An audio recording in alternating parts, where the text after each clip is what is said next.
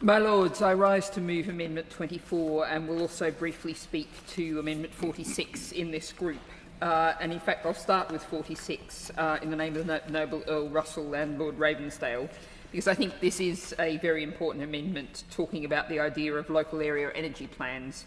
Indeed, I think I've signed this amendment or a related one at committee, but I hadn't quite caught up with this one.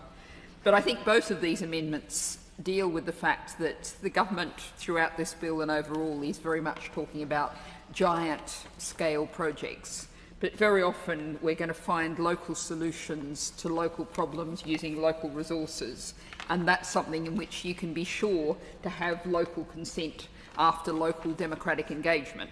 And having a local area energy plan is a way of ensuring we're not chasing after these enormous scale large-scale projects that so often go wrong, at least solely, but also having local alternatives working at small scale that can be quite nimble and quite fast.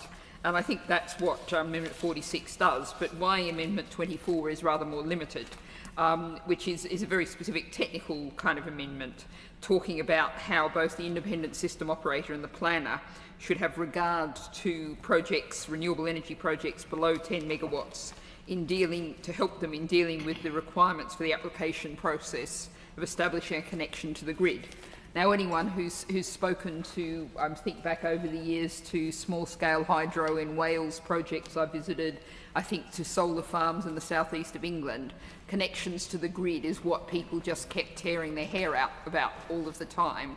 And this is something that's a huge barrier that this aims to provide a modest solution towards, to ensure that we're prioritising those small-scale projects that have local consent, very often a community energy project, so they can go ahead.